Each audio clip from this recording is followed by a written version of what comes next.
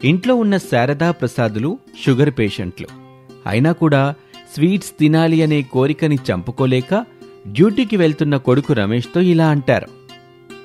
బాబూ రమేషు, చూడమ్మా, నువ్వు అంత ప్రేమగా ఎందుకు పిలుస్తున్నావో నాకు బాగా తెలుసు.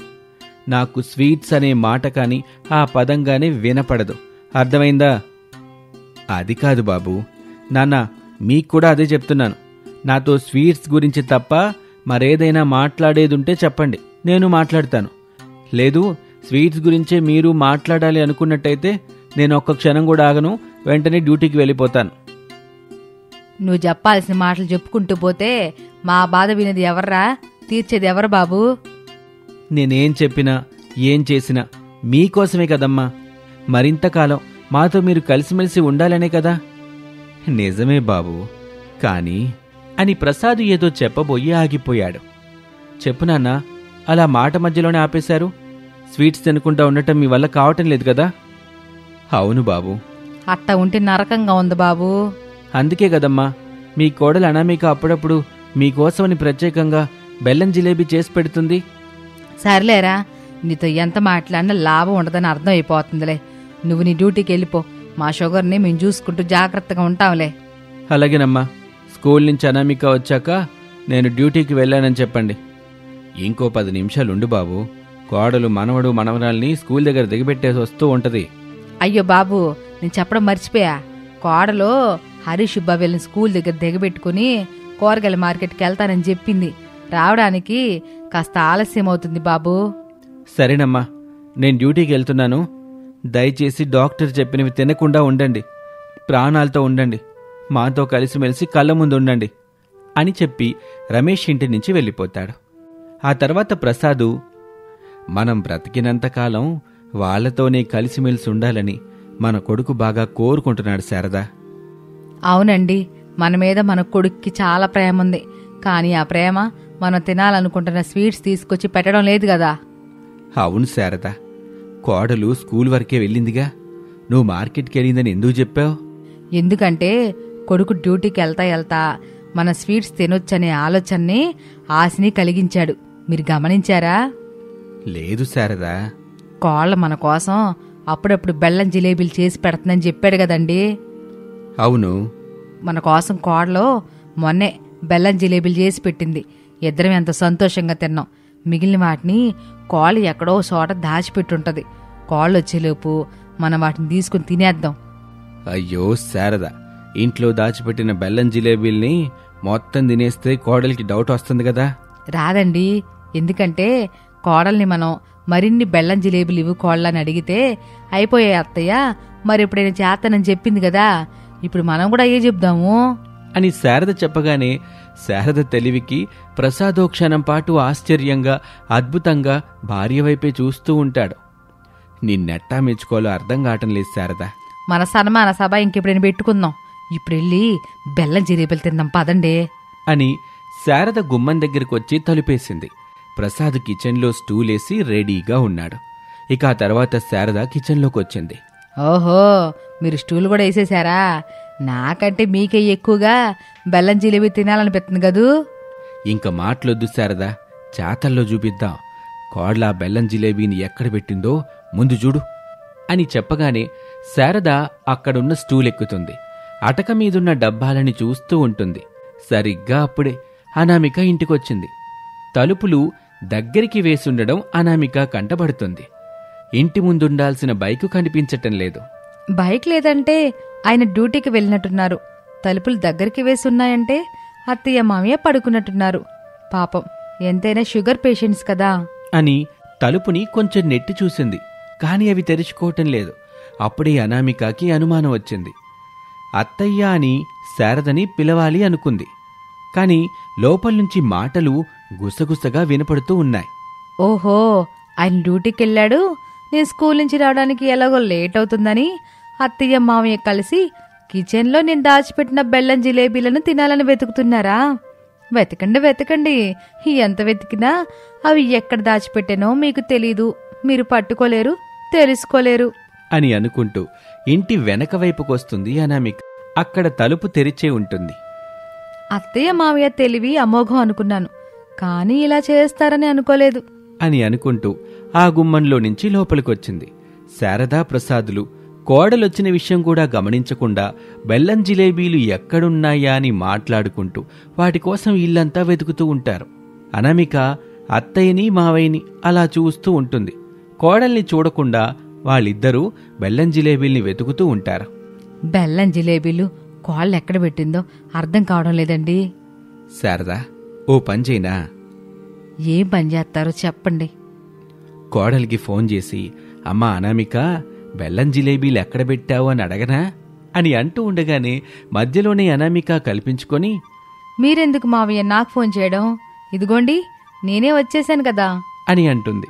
అంతే, శారదా ప్రసాద్ ఇద్దరు ఆశ్చర్యంగా వెనక్కి తిరిగి అక్కడున్న అనామికాని చూస్తారు. ఇప్పుడు కోడలు అనామిక వాళ్ళిద్దరికీ అనామికలా కనిపించటం లేదు, ఒక పెద్ద పులిలా కనిపిస్తుంది. యావండి, కోళ్ళు ఇప్పుడు నాకు ఒక పెద్ద పుల్లా కనిపిస్తుంది. మీకు కూడా అట్టాగే కనబడుతుందా? అవును శారదా, నాకు అనామిక ఇప్పుడు పెద్ద పుల్లాగే కనబడుతుంది. ఆయన డ్యూటీకి నేను పిల్లల్ని తీసుకుని స్కూల్ దగ్గరికి వెళ్ళిన తర్వాత మీరు చేస్తున్న పని ఇదేనన్నమాట.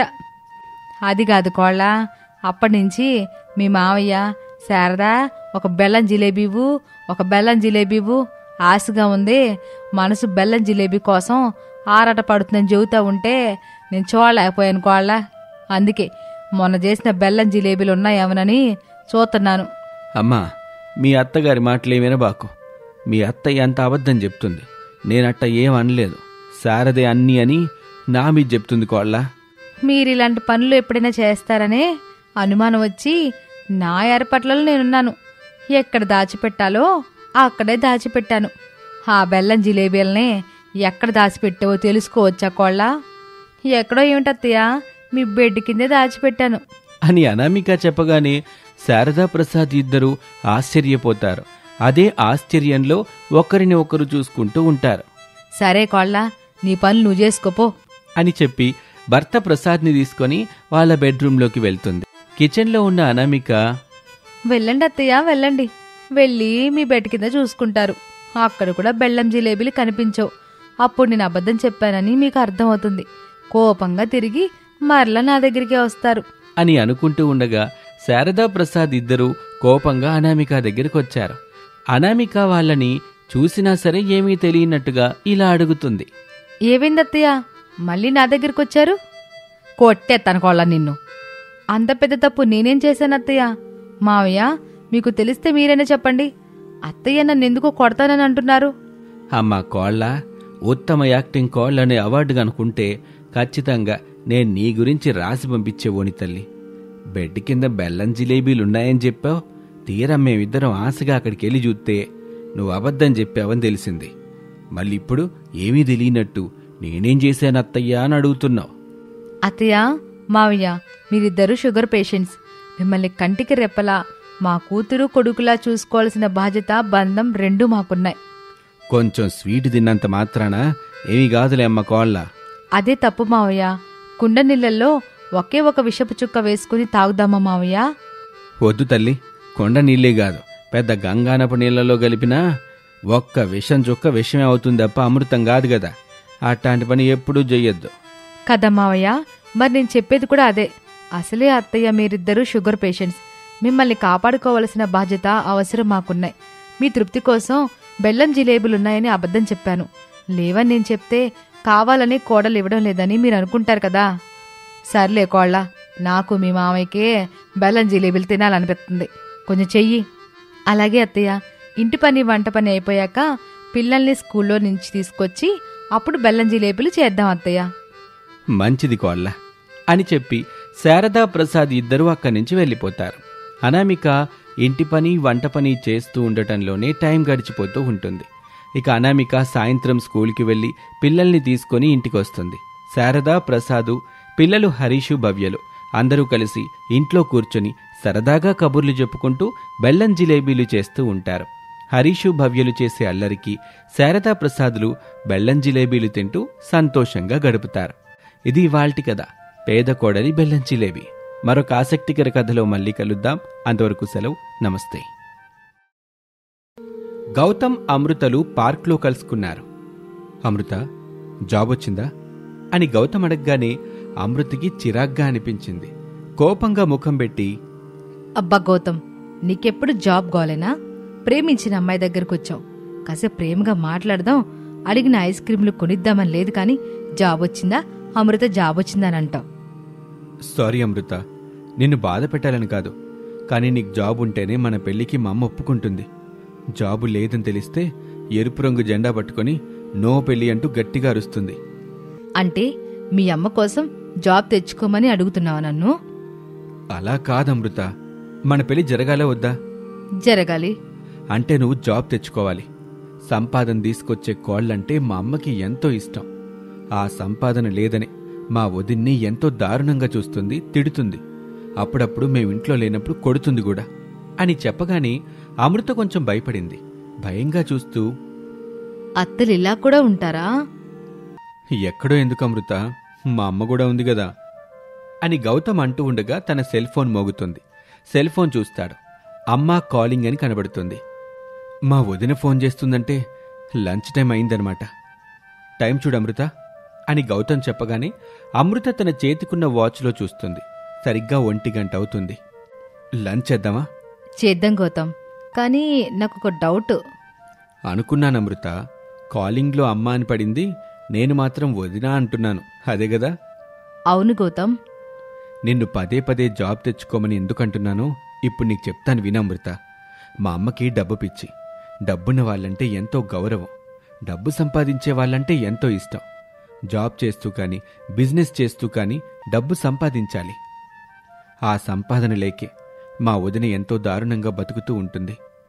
ఒక్క నిమిషం ఆగు అని చెప్పి ఆ కాల్ని రిసీవ్ చేసుకుంటాడు. వదినా, ఇంకా లంచ్ చేయలేదు వదినా, ఇప్పుడు చేస్తాను, మీరు కూడా చేయండి అని చెప్పి గౌతమ్ ఫోన్ పెట్టేస్తాడు. అనామిక పెట్టిన లంచ్ బాక్స్ని తింటారు. వంట మాత్రం సూపర్బ్ అని మెచ్చుకుంటూ ఉంటుంది. గౌతమ్ తమ ఇంటి వాళ్ళ గురించి వివరంగా చెప్తాడు. అప్పుడు అమృతకి మాత్రం ఖచ్చితంగా జాబ్ ఉండాలి అని అర్థమవుతుంది. గౌతమ్, ఈసారి మాత్రం నేను జాబ్ కొట్టేస్తాను. మీ అమ్మ మెచ్చుకునే కోడలుగా పేరు తెచ్చుకుంటాను అని చెప్పి అమృత అక్కడి నుంచి వెళ్ళిపోతుంది. మరుసటి రోజున శారద సోఫాలో కూర్చుని టీ తాగుతూ ఉండగా తన చిన్న కొడుకు గౌతమ్ ఆఫీస్కి వెళ్లేందుకు రెడీ అయ్యి హాల్లోకి వచ్చాడు. వదినా, వదినా, లంచ్ బాక్స్ రెడీ చేశావా అని అంటూ ఉండగా కిచెన్లో నుంచి పెద్ద కోడలు అనామిక లంచ్ బాక్స్ పట్టుకుని హాల్లో ఉన్న గౌతమ్ దగ్గరికి వచ్చింది. వదినా, lunch box. Lunch box ready Gautam బాబు, కానీ నేను ఈ బాక్స్ నీకివ్వను. అబ్బా వదినా, ఆఫీస్కి టైం అవుతుంది. వెళ్ళమనే కదా గౌతమ్ నేను చెప్పేది. నువ్వు టిఫిన్ చేసి వెళ్ళమంటున్నావు, నాకంతగా టైం లేదు వదినా. అలాంటి మాటలేవి నాకు వినిపించవు, నీకు తెలుసు కదా ఆ విషయం. ప్లీజ్ వదినా, ఈ రోజుకు వదిలిపెట్టు. రేపటి నుంచి తొందరగా లేస్తాను, తొందరగా రెడీ అవుతాను. అప్పుడు నువ్వు నా కోసం ఎంతో ఇష్టంగా చేసే టిఫిన్ కూడా చేసి ఇష్టమైన లంచ్ బాక్స్ని తీసుకుని ఆఫీస్కి వెళ్తాను. సరేనా వదినా? ఇప్పుడు నువ్వెంత చెప్పినా నేను నీ మాటలు వినను గౌతమ్ బాబు అని అంటుంటే వాళ్ళని చూస్తున్న శారద కోపంగా అనామికతో ఇలా అంటుంది. యా అనామిక, ఎందుకే అన్నట్టు ఇబ్బంది పెడుతున్నావు? వాడేమైనా చిన్న పిల్లాడా?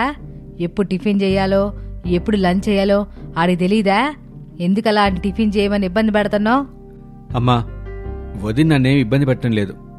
అమ్మలా తన కొడుకు ఆకలి గురించి ఆలోచిస్తుంది. నీలాగా ఎప్పుడు చూడు జేబులు చూడదు అని గౌతమ్ అనగానే శారదకి ఎక్కడా లేని కోపం వస్తుంది. అంతే, చేతిలో ఉన్న టీ కప్పుని నేలపై విసిరిగొట్టింది. అది చూసి అనామిక భయపడింది. గౌతమ్ అయోమయంగా తల్లి శారదని చూస్తూ ఉంటాడు. శారద కోపంగా అనామికాని చూస్తూ, యావే అనామిక, ఇప్పుడు నీ కళ్ళు చల్లబడ్డాయా? నా కొడుకు చేతే నన్ను తిట్టి పెడుతున్నావు కదా. వదినేమి తిట్టమని చెప్పలేదు కదమ్మా. నేనన్నది నిజం కాదని నువ్వే చెప్పు. అదంతా నిజమైనా సరేరా, ఇట్ట పరాయాల ముందు అనకూడదు కదా. అమ్మా, వదిన ఇంకా పరాయిది ఎలా అవుతుంది?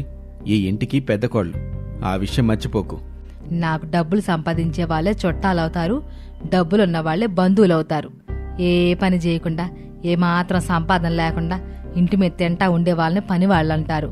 కోడలు అని అనరు, వదినన్ను కూడా అనరు. నీకెప్పుడు డబ్బులే కావాలమ్మా. నువ్వెప్పుడు వదిన అర్థం చేసుకుంటావో నాకర్థం కాదు అని చెప్పి లంచ్ బాక్స్ కూడా తీసుకోకుండా గౌతమ్ ఇంట్లో నుంచి వెళ్ళిపోతాడు.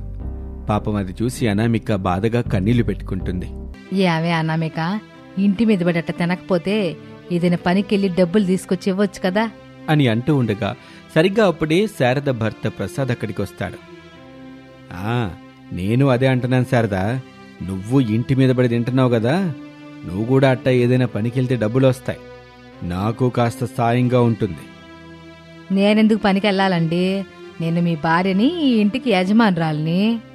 ఎట్టా అవుతావు ఈ ఇంటికి యజమానురాలివి? ఇటుక మొయ్యలేదు, ఇటుక తీసుకురాలేదు, పోనీ సిమెంట్ కొన్నావా అంటే అది లేదు, చివరికి కూలి పని దానిలా కూడా చేయలేదు. ఇవన్నీ మన పెద్ద కోడలే చేసింది అని చెప్పగానే శారద అక్కడి నుంచి కోపంగా తిట్టుకుంటూ వెళ్ళిపోతుంది. అనామిక బాధగా కన్నీళ్లు పెట్టుకుంటూ కిచెన్లోకి వెళ్తుంది. ఇలాగే రోజులు గడుస్తూ ఉంటాయి. ఒకరోజు జాబ్ వచ్చిన అమృతని తీసుకుని ఇంటికొస్తాడు గౌతమ్. ఇంట్లో అందరూ ఉంటారు. వదినా, ఈ అమ్మాయి పేరు అమృత, ఇద్దరం ప్రేమించుకున్నాం, పెళ్లి చేసుకోవాలనుకుంటున్నాం. నాదే ఉంది గౌతమ్ బాబు, వెళ్ళి అత్తయ్యకి మామయ్యకి చెప్పండి. అమ్మకి చెప్పేది కూడా ఉందొదినా అని చెప్పి అమృతం తీసుకుని తల్లి దగ్గరికి వెళ్ళాడు. అమ్మా, జాబున్న అమ్మాయిని పెళ్లి చేసుకోమని చెప్పావు కదా, ఈ అమ్మాయికి జాబుంది, మంచి సంపాదన కూడా ఉంది అని గౌతమ్ చెప్పగానే శారద ఎంతో సంతోషపడుతుంది. నేను మీ పెళ్లికి ఒప్పుకుంటున్నాను రా బాబు అని చెప్తుంది. ఒక మంచి రోజున గౌతమ్కి అమృతకి పెళ్ళవుతుంది. జాబ్ చేస్తున్న అమృత శారదకి చిన్న కోడలవుతుంది. పెద్ద కోళ్ళ పని మనిషి, చిన్న కోళ్ళేమో డబ్బు మనిషి అంటూ కోడళ్ళిద్దరినీ శారద వేరువేరుగా చూడ్డం మొదలు పెడుతుంది. అనామికాని తిడుతూ చిన్న కోడలు అమృతకి బాక్సులు కట్టి ఇస్తుంది, టిఫిన్ చేసి పెడుతుంది. దాంతో పెద్ద కోడలు అనామిక తన డబ్బు పిచ్చి ఉన్న అత్తగారికి ఏదో ఒక విధంగా బుద్ధి చెప్పాలి అనుకుంటుంది. అందుకు తగ్గట్టుగానే బాగా ఆలోచించి ఒక చక్కటి ప్రణాళికని వేసుకుంటుంది. ఇక ఆ రోజు నుంచి ఈ రోజు పెద్ద కోళ్ళకేమైంది, ఇంతవరకు టీ ఇవ్వలేదు, టిఫిన్కి వెలవలేదు, దీనికి నేనంటే భయం లేకుండా పోయింది అని అనుకుంటూ హాల్లోకొచ్చింది. అనామిక, అనామిక, ఎక్కడ చచ్చావే అని గట్టిగా అరుస్తుంది. అనామిక మాత్రం ఏమాత్రం టెన్షన్ లేకుండా నిదానంగా అక్కడికొచ్చింది. ఏంటే ఈరోజు టీ ఇవ్వలేదు, టిఫిన్కి పిలవలేదు, ఏంటి ఒళ్ళు ఎట్టాగుందేంటి అని కోపంగా శారద అనగానే అనామిక ఒక పేపర్ని శారదకిచ్చింది. ఇది చదువుకోండి అని చెప్పగానే శారద చదువుకోవటం మొదలుపెట్టింది. టీ పెట్టి తీసుకొచ్చిచ్చినందుకు 10 రూపాయల సర్వీస్ ఛార్జ్, టిఫిన్ చేసి పెట్టినందుకు 50 రూపాయల సర్వీస్ ఛార్జ్, లంచ్ చేసి వడ్డించినందుకు 100 రూపాయల సర్వీస్ ఛార్జ్, మళ్ళీ సాయంత్రం 4 గంటలకి టీ పెట్టి తీసుకొచ్చి ఇచ్చినందుకు 15 రూపాయల సర్వీస్ ఛార్జ్, సాయంత్రం 6 గంటలకి స్నాక్స్ చేసి పెట్టినందుకు 100 రూపాయల సర్వీస్ ఛార్జ్, నైట్ డిన్నర్కి చపాతీ చేసినా రైస్ చేసినా 100 రూపాయల సర్వీస్ ఛార్జా అని శారద చదువుకుని ఆశ్చర్యంగా నోరు తెరుస్తుంది. హాల్లోకి అందరూ వచ్చి అక్కడ జరుగుతున్నది చూసి ముసిముసిగా నవ్వుకుంటారు. ఏంటే ఇదంతా? అనామిక సర్వీస్ ఛార్జ్ చార్ట్ అత్తయ్య, ఇప్పుడు చెప్పండి, మీకేది కావాలంటే అది చిటికలో తీసుకొచ్చి పెడతా అని చెప్పగానే శారదకి నోట మాట రాలేదు. ఓ క్షణం తర్వాత తేరుకొని, ఎంతెంత డబ్బులు నీకు ఇయ్యాలా ఇప్పుడు? వద్దులేవే, ఇవన్నీ నా చిన్న కాల్ చేసి పెట్టిదిలే. అమ్మో, నా వల్ల కదత్తయ్య, కావాలంటే డబ్బులు ఎక్కువగానే ఇస్తాను అని చెప్పగానే శారదకి తన పరిస్థితి ఏంటో అర్థమైపోయింది. ఆ ఇంట్లో తన తప్పుని తెలుసుకొని ఇక అప్పట్నుంచి ఇద్దరి కోడల్ని బాగా చూసుకోవటం మొదలు పెడుతుంది. చిన్న కోడలు ఉద్యోగం చేసి డబ్బులు సంపాదిస్తున్నా, పెద్ద కోడను ఇంటి పట్టునే ఉంటూ ఇంటి బాధ్యతలను స్వీకరించిన ఇద్దరినీ సమానంగా చూడ్డం మొదలుపెట్టింది శారద. ఇక ఆ ఇంట్లో అత్తాకోడలకి కానీ తోడికోడల మధ్య కానీ ఎలాంటి తారతమ్యాలు లేకుండా సంతోషంగా వారు జీవిస్తూ ఉంటారు. ఇది ఇవాల్టి స్టోరీ. మరొక ఆసక్తికర కథలో మళ్ళీ కలుద్దాం. అంతవరకు సెలవు, నమస్తే.